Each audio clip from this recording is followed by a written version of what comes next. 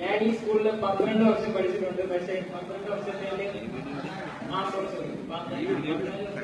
പക്ഷെ +2 വന്നിട്ടാണ് എന്താണോ മനസ്സിലാക്കിയിട്ടുള്ളത്. എനിക്ക് 2 കൂട്ടം ആൾക്കാരോടാണ് ഈ വിഷയത്തിൽ എനിക്ക് നന്ദി പറയാനുള്ളത്. ഒന്ന് നമ്മുടെ ആയമാരോടും പിന്നെ നമ്മളെ ഇത് എപ്പോഴും പഠിപ്പിച്ച ടീച്ചർമാരോടും. വേദന എന്ന് പറയുമ്പോൾ ഒരു കാലം വരെ കൂടെ പഠിച്ച കൂട്ടുകാരെ പിരിയുന്ന നിമിഷം മാത്രമല്ല, നമ്മുടെ ടീച്ചർമാരെ പിരിയുന്ന ഒരു നിമിഷം കൂടിയാണ്. എനിക്ക് അതുകൊണ്ട് തന്നെ ടീച്ചർമാരെ പറ്റി പറയാനാണ് ആഗ്രഹം. ആദ്യം തന്നെ എനിക്ക് പറയാനുള്ളത് ശ്രീലോക് സാറിനെ പറ്റിയാണ്. സാർ വിളിച്ചല്ലേ, നമ്മളെ ഒരുപാട് വിഷമിച്ചിട്ടുള്ളത് ഞാൻ ശ്രീലോക് സാറിനാണ്. ഇരിക്കാണ് ജോസിന്റെ ലുക്കാണെങ്കിലും ഒരു അന്വേഷണങ്ങളുടെ മനസ്സ് സാറിനുണ്ട്, അത് ഞാൻ മനസ്സിലാക്കുന്നുണ്ട്. എനിക്ക് പറയാനുള്ളത് നമ്മുടെ ശരത് സാറിനെ പറ്റിയാണ്. ശരത് സാർ അന്റെ ശരീരത്തിൽ 6 സ്നേഹം കാണിക്കുന്ന ഒരു മനുഷ്യനാണ് ശരത് സാർ.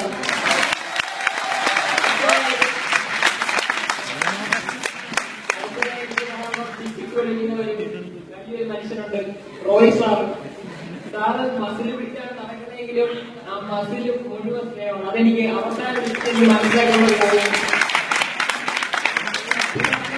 ആ സെക്ഷനിൽ എനിക്ക് നമുക്ക് എല്ലാവർക്കും കിട്ടിയ 2 അമ്മമാരുണ്ട്, സിന്ധു ടീച്ചർ, ബിന്ദു ടീച്ചർ. ഈ അമ്മമാരുടെ കാര്യം പറയുമ്പോഴത്തേക്കും നിങ്ങൾ ചോദിക്കും ഷീജ ടീച്ചറാണ്. ഷീജ ടീച്ചർ നമ്മുടെ അമ്മൂമ്മയാണ്.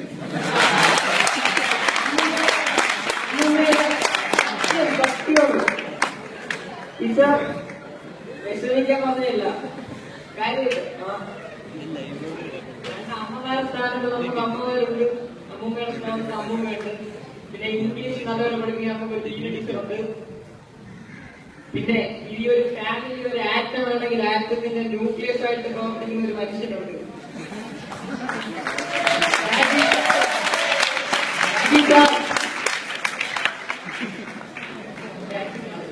പിന്നെ എന്നെ പഠിപ്പിക്കാത്ത ആൾക്കാരെ പറ്റിയാണ് ഞാൻ ഈ പറയുന്നത്. വിഷ്ണു സാറ് കേട്ടവരിലേക്കാണ് വരുന്നതാണ് വിഷ്ണു സാറിന്റെ സംഭവം.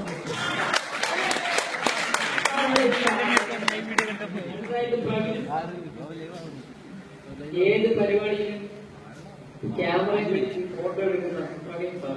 പക്ഷെ ആ സാർ ഒരു ഫോട്ടോ എടുത്തിട്ട് ഞാൻ പോകും. ഒരു ഫോട്ടോയിലും പ്രവീൺ സാറിനെ സത്യം ഇതുവരെയും കണ്ടിട്ടില്ല. സാറിന് എല്ലാ പരിപാടിക്കും ഫോട്ടോ എടുക്കും. സാറിന് ഒരു ഫോട്ടോ എടുത്തിട്ട് ഞാൻ പോകുള്ളൂ.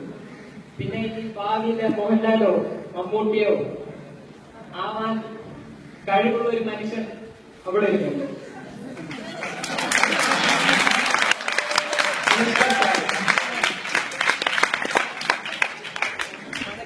ഞാൻ പറഞ്ഞ് തെറ്റുവല്ലോട്ടോ,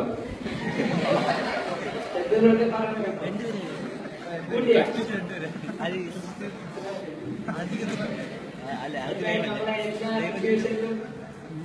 നമ്മളെ സഹായിച്ച ലാബ് സാറിന് ആശുപത്രിയുണ്ട്. പിന്നെ നമ്മളെ സ്മാർട്ട് ക്ലാസ് കൊണ്ട് കൈകാര്യം ശരിയാക്കുന്ന 2 അണ്ണന്മാരൊക്കെയുണ്ട്.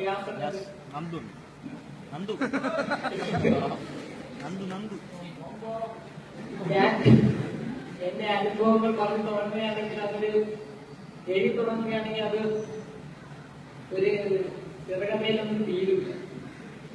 അതിൽ ഒരുപാട് ഈ ഒരു +2 ക്ലാസ്സിൽ പിന്നെ ഈ അവസരത്തിൽ ഞാൻ ആരെങ്കിലും വിട്ടുപോയിട്ടുണ്ടെങ്കിൽ അവരെല്ലാവരും ക്ഷമിക്കണം.